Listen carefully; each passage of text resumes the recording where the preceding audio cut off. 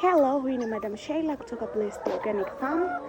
Ya jamani, leo nataka nishare na nyie, kuna hii kesi ya kuku kuwa kama anaishiwa nguvu miguuni au anashindwa kutembea, miguu inakuwa kama inapishana, mmoja mbele mwingine nyuma, au anashindwa tu kutembea. Sasa hii kesi mimi ilishanikutaka kipindi cha nyuma, na pia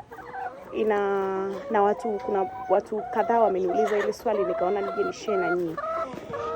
Inawezekana yani kama mimi hii tatizo lilitokea, kuku wangu walikuwa wana chakula kizuri ambacho mchanganyiko wao ni mzuri, na walikuwa wanawapa vitamin na DCP walikuwa wanaipata mpaka kwenye maji. Sometimes nilikuwa nawekea DCP kwenye maji mara chache, lakini hivi vitu vya asili ninapotumia vingi vinafanya yai linakuwa gumu, ganda la yai linakuwa vinakuwa na madini ya calcium.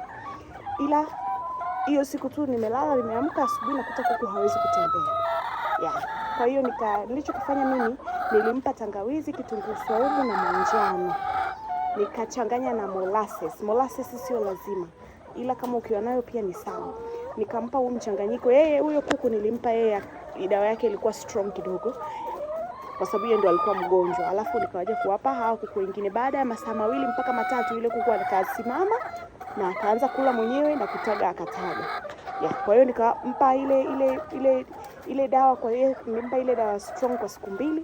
Siku ya 3 nikamchanganya na wenzake, maisha yakaendelea na akapona kabisa. Kwa hiyo nikaona nishare na nyie ili swala kwamba unaweza ukatokea hiyo shida ikatokea, kila kitu kiko perfect, shida hamna yoyote ile, yani kwamba chakula sio hakina hichi, ila unakuta tu kuko na hiyo changamoto. Kwa hiyo nikaona nishare na nyie kwamba na nyie mnaweza mkatumia huo mchanganyiko wa dawa za asili mimi niliotumia, ukanipa matokeo na nyie ukawapa matokeo. Ndio hilo tu kwa leo wapendwa, na wapenda sana. Mungu awabariki, awatunze, abariki kazi ya mikono yenu, abariki mifugo yenu.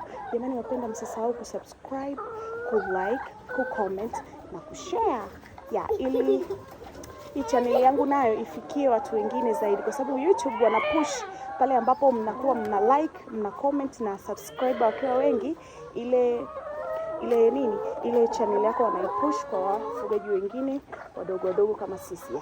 Nawapenda sana, Mungu awabariki, awatunze. Bye bye.